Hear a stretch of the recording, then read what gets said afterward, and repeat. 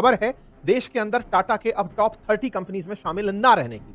Tata Motors जिसने देश को लखटकिया कार से लेकर के लैंड रोवर जगुआर तक दी हो, कमर्शियल व्हीकल में ट्रक और बस की बहार दी हो, अब वो टाटा मोटर्स हमारी टॉप 30 कंपनीज में यानी कि सेंसेक्स में नहीं रहेगी। टाटा मोटर्स का ना रहना टॉप 30 कंपनीज में क्या निवेशकों के लिए नुकसान लाएगा या भारत में नई उम्मीद लेकर आएगा? 1945 में शुरू हुई टाटा मोटर्स 10 लाख से ज्यादा सालाना गाड़ियां बेचती है, 81,000 से ज्यादा कर्मचारी रखती है। सवाल दिमाग में यही है, आफ्टर ऑल जब इतना कुछ है तो भैया तुम टॉप लिस्ट से बाहर क्यों हो रहे हो? कि बाजार में आपके ब्रांड की वैल्यू शेयर के आधार पर जो निकली हुई है, अगर वो 2 लाख करोड़ से नीचे चली गई तो होने वाले एनालिसिस में जो 6 माह के अंदर होता है, आपको उससे बाहर कर दिया जाता है। फिलहाल टाटा मोटर्स की वैल्यूएशन 3.85 लाख करोड़ से नीचे चली गई और 2 लाख से नीचे चली गई। असर है टाटा मोटर्स के एक डिसीजन का।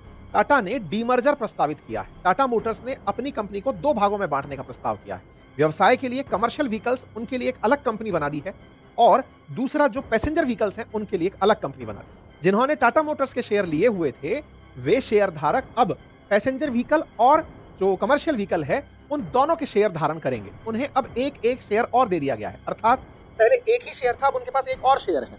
टाटा मोटर्स का भी है, टाटा कमर्शियल व्हीकल्स का भी है। कमर्शियल व्हीकल और पैसेंजर व्हीकल 2 अलग यूनिट बना दिए।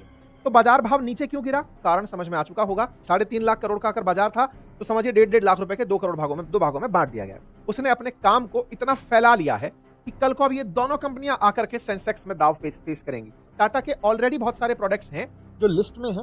टाटा मोटर्स शुरू हुआ था सेंसेक्स बाजार तब से है, लेकिन आने वाले समय में इसने अपने आप को जिस तरह से डिमर्ज किया है, ये अपने आप को ग्रो कराने के लिए।